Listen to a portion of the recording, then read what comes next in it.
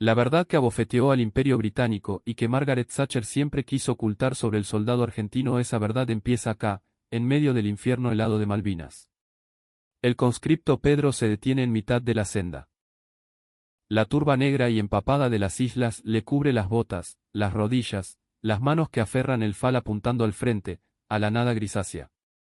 A 30 metros, saliendo de la niebla como un fantasma, un oficial británico camina solo hacia la patrulla argentina. El uniforme de combate está desgarrado, pero las insignias de mayor de los Royal Marines siguen en su pecho. Lleva una barba de 3 días, la cara curtida por un viento que corta el alma, y las manos en alto, sobre la cabeza. No tiembla de miedo, sino de un frío que parece venir del fondo de la tierra. Habla, y el intérprete, un pibe de Buenos Aires que chapurreaba inglés, tarda unos segundos en traducir, porque la frase no tiene ningún sentido para un hombre en guerra. Quiero quedarme con ustedes. No me entreguen a mi propia gente. Pedro parpadea, el aliento se le hace vapor. Mira a sus compañeros, pibes de 18 años como él, con los rostros sucios y los ojos hundidos por el cansancio. Vuelve a mirar al inglés. Es un oficial de alto rango, un tipo que podría haberse replegado hacia el norte, hacia sus líneas, pero eligió caminar hacia el sur, hacia los argentinos, con las manos vacías. Pedro llevaba casi 2 meses en esa guerra de mierda, había visto de todo, pero esto no. Algo había pasado en esos montes desolados que hizo que un enemigo confiara más en sus captores que en sus supuestos salvadores. Algo que ningún manual de guerra, ni británico ni argentino, había enseñado jamás. Y lo que vas a descubrir hasta el final de este vídeo va a cambiar para siempre la forma en que ves lo que significa tratar a un ser humano con dignidad, incluso en las puertas del mismo infierno. Si querés saber qué hicieron los pibes de Malvinas para merecerse ese ruego desesperado, suscríbete ahora al canal, activa la campanita y contame acá en los comentarios desde qué ciudad y país estás viendo esto. La respuesta final de este vídeo guarda un detalle que muy pocos conocen y que te va a quedar grabado en la memoria por mucho tiempo. El otoño de 1982 llega a las Malvinas como una condena. El viento polar barre las islas sin piedad, la llovizna helada nunca para y cada monte, cada roca, se convierte en una trinchera natural. Es en ese escenario que un Hércules C-130 de la Fuerza Aérea, volando a ras del mar para esquivar los radares, aterriza en la pista corta de Puerto Argentino. De su panza bajan hombres venidos de un país que es sinónimo de sol, pibes que crecieron con el calor de Santiago del Estero, el olor a tierra mojada de la pampa húmeda o el bullicio de las calles de Rosario. Los otros, los británicos, la OTAN, el mundo entero, los miran con desdén. Algunos se ríen abiertamente. Un general inglés comenta en un despacho en Londres que esos sudacas no van a durar ni 2 semanas en el clima subantártico. El conscripto Pedrito para los suyos, baja la rampa del avión con el bolso al hombro y los ojos bien abiertos. Tiene 19 años, viene de un barrio humilde de Corrientes y nunca antes había salido de su provincia. El viento de Malvinas le corta la piel como una navaja de afeitar. Se aprieta el gabán, mira el pueblo de Casas de Chapa, los montes pelados a lo lejos, el cielo eternamente gris. No siente superioridad, ni la soberbia del conquistador. Siente el peso. Un peso que va a cargar durante toda la campaña y que lo va a transformar, combate a combate, en el hombre que todavía no sabe qué va a hacer. La misión argentina es clara, defender la soberanía recuperada. Pero lo que nadie dice en voz alta es que esos pibes, esos conscriptos mal armados y peor abrigados, llevan sobre sus hombros una prueba. La prueba de que un país del sur, mestizo, sin la tradición guerrera de los imperios europeos, puede luchar con un coraje que desafía toda lógica. Cada combate no es solo estratégico, es existencial. Una derrota no significa solo perder terreno, significa confirmar lo que los descreídos del mundo ya pensaban de ellos. Los primeros meses son de una dureza inhumana. La turba se traga las botas hasta el tobillo, un barro helado que nunca se seca. Los pozos de Zorro se llenan de agua congelada. El frío húmedo de las islas penetra en los huesos de una forma que ningún ponchó podría detener. Pero avanzan. O mejor dicho, aguantan. Obstinadamente, trinchera por trinchera, posición por posición. Y en cada lugar, en medio del caos y el miedo, algo inesperado empieza a suceder. Los pocos civiles de las islas, los kelpers, no huyen despavoridos de los salvajes argentinos. Se quedan. Una tarde, cerca de Pradera del Ganso, una patrulla pide permiso en una estancia para sacar agua de un pozo. El dueño, un isleño de ascendencia escocesa, los mira con desconfianza, pero asiente. Les cuenta, en un inglés que apenas entienden, que otros soldados, de su propio bando, simplemente habrían tomado lo que querían. Los argentinos habían pedido permiso. Ese detalle, demasiado pequeño para un informe de guerra, empieza a esparcirse de boca en boca por las islas, como un rumor silencioso que nadie puede detener. Pedro duerme en un pozo de zorro cerca de Monte Longdon con otros 5 compañeros. De madrugada, se despierta temblando, no de frío, sino de un silencio antinatural. A su lado, el gaucho, un santiagueño que siempre anda con una sonrisa a flor de piel, le pasa un jarro de lata con mate cocido caliente. El vapor le quema los labios, pero el calor le devuelve un poco de vida. Mientras sorbe, piensa en esa escena, un soldado de un país lejano, en un agujero cavado en la tierra, recibiendo un mate caliente de un amigo que conoció hace 2 meses, mientras a kilómetros de distancia, barcos de guerra con misiles nucleares se preparan para aniquilarlos. Y algo se le fija adentro. Una conciencia de que cada tipo del otro lado, cada gurka, cada para, también es alguien, también tiene una madre, también tiene un miedo que le carcome las entrañas. Esa conciencia empieza a moldear el comportamiento de los soldados argentinos de una forma que ningún general ordenó. Cuando capturan a los primeros prisioneros británicos, la situación es tensa. Los ingleses, tipos duros del SAS y los Royal Marines, esperan brutalidad. Era lo que conocían, era lo que la propaganda de la BBC les había dicho que esperaran de los argentos fascistas. Un soldado capturado era un enemigo hasta el final, humillado, privado de dignidad, a veces algo peor. Pero lo que pasa en el puesto de comando improvisado en una vieja granja cerca de Tumbledon sorprende hasta a los propios argentinos. El subteniente Gómez, un oficial de 24 años recién salido del colegio militar, mira al grupo de 6 soldados ingleses arrodillados en el barro, con las manos en la nuca. Son jóvenes. Uno de ellos, un pibe rubio, no parece tener más de 18 años. Tiene la cara sucia de sangre seca y la boca le tiembla de frío. Gómez se da vuelta hacia su ordenanza y le dice algo simple: tráeme unas mantas y un guiso caliente para cada uno. El ordenanza duda. Gómez repite la orden con más firmeza. Llegan las mantas, llega el guiso de lentejas humeante en jarros de lata. El pibe rubio de 18 años recibe la manta, el guiso caliente, y mira al oficial argentino como si no entendiera el idioma que el mundo estaba hablando. La noticia viaja por las líneas del frente de una manera que ningún servicio de inteligencia puede controlar. Soldados británicos que se rinden ante los argentinos son tratados como seres humanos. Reciben comida, abrigo, atención médica. No son fotografiados en poses humillantes, no son obligados a marchar descalzos sobre las piedras heladas. Un rumor, sin autor, empieza a circular entre las trincheras inglesas durante las últimas semanas de la guerra. Un susurro que pasa de hombre a hombre en los pozos de zorro. Si tenés que rendirte, busca a los argentinos. Nadie sabe quién lo dijo primero, pero todos lo escucharon. El efecto es real y silencioso. Los oficiales argentinos notan que, en ciertos sectores, encuentran menos resistencia de la esperada. No porque los británicos sean débiles, sino porque algunos de ellos ya han decidido, antes del primer disparo, ante quién van a levantar las manos si llega la hora. Pedro no sabe nada de esto mientras arrastra sus botas por la turba de un sendero sin nombre. Solo sabe que el frío empeora de noche, que su borcego derecho tiene un agujero por el que se le filtra el agua helada, y que su compañero, el gaucho, tararea bajito una chacarera que ningún inglés de este mundo entendería, pero que a Pedro le hace sonreír igual, porque ese sonido es de su patria.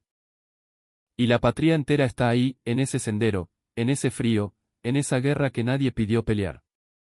Las semanas se transforman en una eternidad de frío y espera.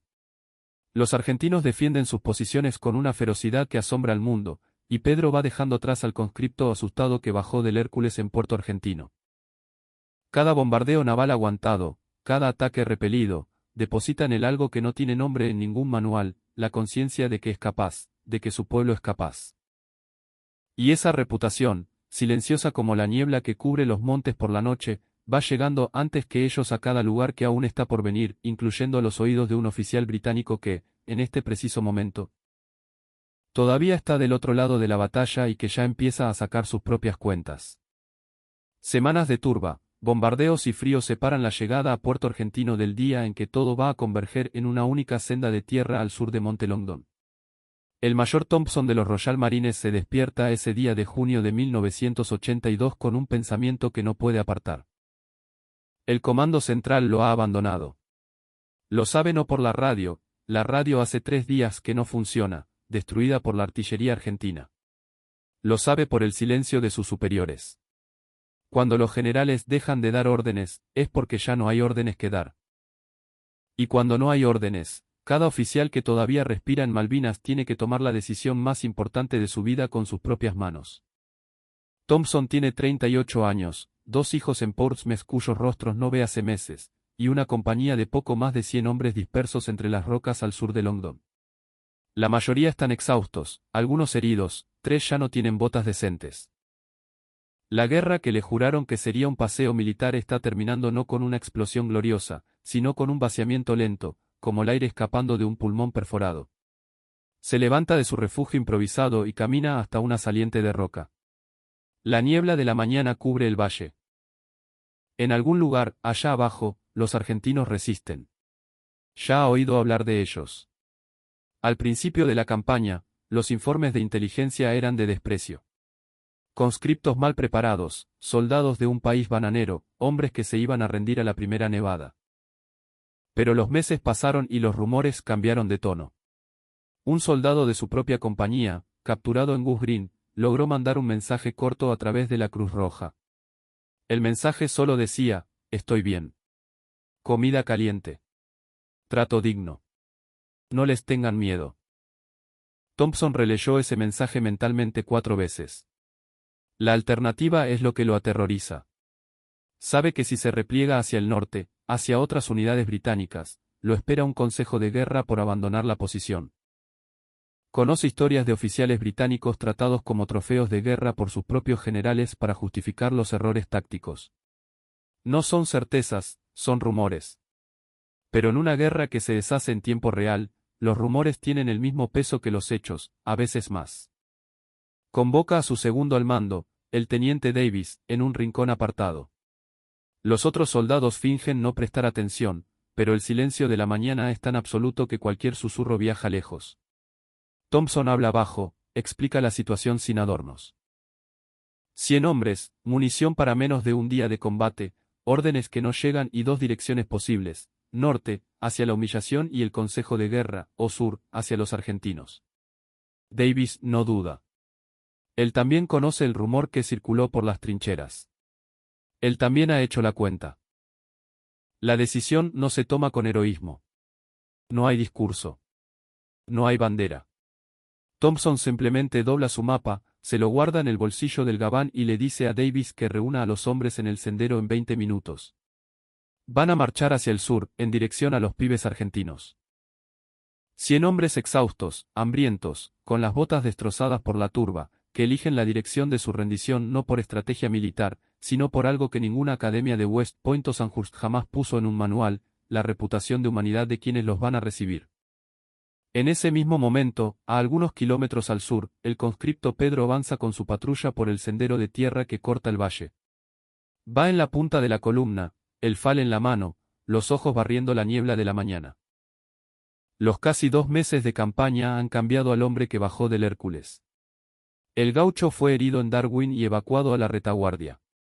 Pedro sigue, más callado que antes, más atento, con esa mirada específica de quien ha aprendido a leer el silencio de la guerra antes de que se convierta en ruido. La marcha de Thompson dura 3 horas. El sol apenas se adivina detrás de un manto de nubes grises cuando la columna británica aparece en una curva del sendero. Pedro los ve primero. Una mancha de uniformes de camuflaje moviéndose despacio, las manos en el aire, sin armas a la vista. Levanta el puño cerrado, la patrulla se detiene. El intérprete, un conscripto llamado Domenico, avanza un paso y grita en un inglés de escuela secundaria que se detengan. La columna se detiene. 100 pares de manos se levantan lentamente sobre 100 cabezas. Thompson camina solo hasta el frente, se quita el casco con cuidado, le entrega su pistola al conscripto más cercano, un pibe de 17 años de Jujuy llamado Raimundo, con la culata hacia adelante, el gesto universal de que no hay amenaza.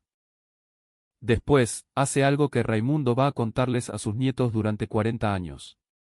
Se vuelve hacia Domenico y le pide en un inglés pausado que el mensaje sea transmitido al oficial responsable. Pedimos quedar bajo custodia argentina. No queremos ser entregados a nadie más. Domenico traduce. Raimundo parpadea. Pedro, que está 3 pasos atrás, escucha la traducción y siente algo que le oprime el pecho. No es sorpresa, es reconocimiento. Como si ese pedido confirmara algo que los pibes venían construyendo sin saber, ladrillo por ladrillo, manta por manta, mate cocido por mate cocido, desde el día en que llegaron a Malvinas sin que nadie apostara un peso por ellos. La radio crepita. Raimundo llama al puesto de comando. La voz del subteniente Gómez responde del otro lado. Raimundo explica la situación en 30 segundos. Hay una pausa larga. Después, Gómez dice, acepten la rendición. Trátenlos a todos con respeto. Mande al mayor para acá. Simple. Sin burocracia, sin discusión filosófica, sin comité. La respuesta de alguien que ya había decidido, mucho antes de ese día, que la dignidad no es algo que se ofrece solo cuando es conveniente. Thompson camina al lado de Domenico por el sendero de turba en dirección al puesto de comando argentino. Sus hombres quedan atrás, siendo organizados por los conscriptos en grupos, recibiendo agua y raciones de combate. Escucha el murmullo de todo eso a sus espaldas, el sonido de hombres que dejan de tener miedo, y siente algo que no puede nombrar. No es alivio, es más antiguo que el alivio. Es la relajación de quien finalmente se permite confiar en algo que estuvo ahí todo el tiempo, pero que la guerra había enterrado bajo capas de desconfianza y propaganda. Cuando Thompson llega al puesto de comando y ve al subteniente Gómez de pie en la puerta de una casilla de chapa, se detiene y se queda mirando por un momento. Gómez tiene unos 25 años, es morocho, tiene el uniforme manchado de barro y los ojos cansados de quien no duerme bien hace semanas. No parece un conquistador, parece un hombre que también se quiere ir a su casa. Thompson reconoce ese cansancio. Es universal, habla más allá de cualquier idioma. Gómez le extiende la mano. Thompson la estrecha y, en ese apretón de manos en un sendero sin nombre del fin del mundo, algo mucho más grande que una rendición militar sucede. Dos hombres de lados opuestos de la historia se miran a los ojos y deciden, al mismo tiempo, que para ellos la guerra ya se terminó. Aunque los documentos oficiales todavía tarden unos días más en decir lo mismo. Pero lo que Thompson todavía no sabe es que aceptar la mano de Gómez es solo el comienzo. Lo que va a pasar en las próximas horas, dentro de ese puesto de comando, frente a sus propios superiores y dentro de la propia cabeza del mayor británico, va a revelar algo sobre los pibes de Malvinas que ni los propios argentinos sabían que llevaban dentro. La noticia llega al comando británico en el mismo día. Un oficial de enlace de nombre Wilkins aparece en el puesto de comando argentino 2 horas después del apretón de manos entre Gómez y Thompson. Es alto, de uniforme impecable a pesar de la guerra, y habla con la seguridad de quien está acostumbrado a que las cosas funcionen como él quiere. Se sienta en una silla sin ser invitado, abre una carpeta de cuero y explica en un inglés pausado y condescendiente, como si le estuviera hablando a un niño, que los prisioneros capturados en el sector deben ser transferidos a la custodia británica en menos de 24 horas. Protocolo, reglamento, firma. Gómez lo escucha sin interrumpir. Cuando Wilkins termina, toma la carpeta, mira los documentos y la vuelve a poner sobre la mesa con cuidado. Después levanta la vista y dice algo que Wilkins no esperaba escuchar de un oficial de un país que había llegado a esa guerra como el supuesto débil. Estos hombres se rindieron ante nosotros. Pidieron expresamente la custodia argentina. Mientras yo sea el responsable de ellos, van a ser tratados como tales. Wilkins parpadea. No es una negativa a los gritos, es peor. Es una negativa tranquila, del tipo que no tiene de dónde agarrarse. El impasse dura 2 días. Los radios van y vienen por la cadena de mando. Se consulta a los generales en Puerto Argentino. La respuesta que baja es la misma que Gómez ya había dado por su cuenta: los prisioneros permanecen bajo custodia argentina hasta que la situación se formalice con dignidad. Ninguna transferencia a las apuradas, ningún hombre tratado como mercadería de guerra. Dentro de esa casilla de chapa improvisada, una decisión pequeña está cargando un peso mucho más grande de lo que parece. Thompson observa todo esto de lejos, sentado en un cajón de municiones en el patio, con un jarro de mate cocido caliente en las manos. Mate cocido argentino, fuerte y dulce, que un conscripto le ofreció sin que se lo pidiera. Observa a sus hombres en el campo improvisado alrededor de la casilla. Están sentados, algunos durmiendo, otros conversando en voz baja. Ninguno está encadenado, ninguno está de rodillas en el barro. Un conscripto joven le está enseñando palabras en castellano a un grupo de Royal Marines que repiten todo mal y se ríen de su propia pronunciación. Thompson mira esa escena y siente que el pecho se le oprime de una forma que no puede explicar. La primera lección que nace de esos días no viene de ningún reglamento. Viene de un cajón de municiones en un patio malvinense, con el olor a mate cocido en el aire y el sonido de hombres que dejaron de ser enemigos antes de que alguien firmara ningún papel. La humanidad no es un premio que se entrega después de que la guerra termina. Es una elección que se hace en el medio de ella, cuando es más difícil, cuando nadie está mirando, cuando sería mucho más fácil no hacer nada. Los pibes de Malvinas no fueron entrenados para eso, fueron criados para eso. Y hay una diferencia enorme entre las dos cosas. Pedro Cavalcante está de guardia en la entrada del patio cuando Thompson se levanta del cajón y camina hacia él. El mayor británico se detiene a 2 metros, no cruza la línea invisible que lo separa, y hace un gesto con la mano pidiendo permiso para hablar. Pedro no entiende inglés. Thompson no entiende castellano. Pero Thompson saca del bolsillo de su gabán una fotografía doblada, la misma que carga desde que salió de Inglaterra, y se la extiende a Pedro con 2 dedos, como si le estuviera ofreciendo algo sagrado. Pedro toma la foto. Son 2 nenes, de unos 6 y 8 años, en una playa. Se están riendo. Pedro mira la foto, mira a Thompson y asiente con la cabeza, despacio. Le devuelve la foto con cuidado. Thompson la guarda en el bolsillo y vuelve a su lugar sin decir nada más.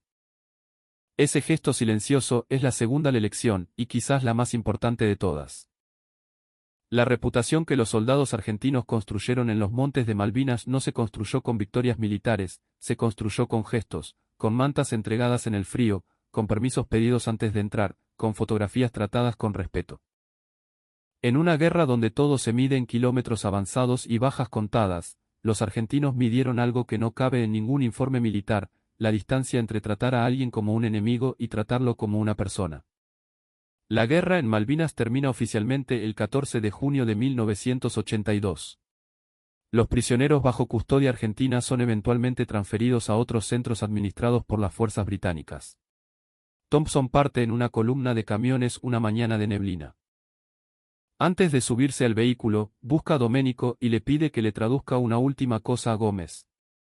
Dígale a su oficial que cuando vuelva a Portsmouth y mis hijos me pregunten cómo sobreviví, les voy a contar que encontré argentinos. Gómez escucha la traducción, mira el camión que ya se está alejando y no responde nada. No hace falta. Algunas cosas no tienen respuesta porque ya son, en sí mismas, una conclusión. La tercera lección es esa, y es sobre el legado. Argentina fue a la guerra cargando la duda del mundo entero sobre de lo que era capaz de hacer. Volvió cargando algo que ningún otro ejército en esa guerra puede reclamar de la misma forma, la memoria de enemigos que eligieron confiar. Ese legado no murió con el fin de la guerra. Décadas después, en los centros de veteranos de todo el país, se guardan estas historias. En Corrientes, en Salta, en Chubut, hay hombres que todavía hoy les cuentan a sus nietos la historia de los soldados del otro lado que prefirieron rendirse a ellos antes que a sus propios camaradas. La Argentina, que llegó como duda, quedó en la memoria de esos soldados británicos como una certeza, la certeza de que existió en esa guerra un ejército de pibes que peleó sin perder la humanidad. Pedro Cavalcante vuelve al continente en julio de 1982. Baja del barco en el sur, en un día de viento fuerte. El mismo viento de siempre, el frío de siempre, pero el olor a tierra era distinto. La familia lo espera en la terminal. La madre lo abraza primero, sin soltarlo. El padre le aprieta la mano con fuerza y no puede hablar. Pedro mira el horizonte y piensa en Puerto Argentino, en Monte Longdon, en el Gaucho, en Thompson, en la fotografía de 2 nenes en una playa. Guarda todo eso en un lugar dentro del pecho donde las palabras no llegan. Y en Portsmouth, muchos años después, un hombre anciano llamado Thompson se sienta en el sillón de su sala con sus dos hijos adultos alrededor y les cuenta la historia de un sendero de tierra en el fin del mundo, de un grupo de pibes con fusiles apuntando, de un subteniente jujeño que parpadeó sin entender nada, de un mate cocido fuerte y dulce en un jarro de lata, y de un apretón de manos que valió más que cualquier documento de rendición que jamás podría valer. Los hijos escuchan en silencio. El más joven le pregunta cómo se llamaba el oficial argentino. El padre piensa por un momento y dice que no recuerda el nombre, pero que recuerda los ojos, cansados, honestos, humanos. Recuerda los ojos de alguien que ya había decidido, mucho antes de esa mañana de niebla, que el lado correcto de la historia no es el que gana. Es el que, incluso en la derrota, no se olvida de que el otro también es gente. 100 soldados británicos marcharon hacia el enemigo con las manos levantadas, no por cobardía, sino porque la palabra de los pibes argentinos valía más que cualquier garantía formal de guerra.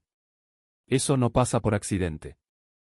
Pasa cuando los hombres deciden, día tras día, batalla tras batalla, que la dignidad no es negociable, ni siquiera cuando todo alrededor se derrumba. Los soldados argentinos en Malvinas no fueron solo un ejército que luchó por su patria. Fueron la prueba viva de que un pueblo puede entrar en el escenario del mundo sin renunciar a quien es. Los pibes volvieron al continente con la frente en alto y con algo mucho más raro, el respeto silencioso de quien estuvo del otro lado y eligió confiar. Esta historia merece ser recordada. Merece ser contada en voz alta, pasada para adelante, guardada con cuidado. Si este vídeo te tocó algo adentro, déjame acá en los comentarios desde qué ciudad y país estás mirando. Te vas a sorprender de los lugares del mundo desde donde la gente acompaña la causa de Malvinas. Suscríbete al canal, activa la campanita y compartí este vídeo con alguien que necesite conocer la Argentina que pocos libros cuentan. Y antes de irte, anda al comentario fijado. Te dejé ahí nuestro contenido escrito completo sobre las historias de honor en Malvinas, con detalles que no entran ni en 30 minutos de vídeo. Es gratis, es profundo y te va a hacer ver esta historia de una forma que no tiene vuelta atrás. Hace clic, léelo y después vuelve acá para contarme qué te pareció. Las Malvinas son y serán argentinas. Hasta el próximo vídeo.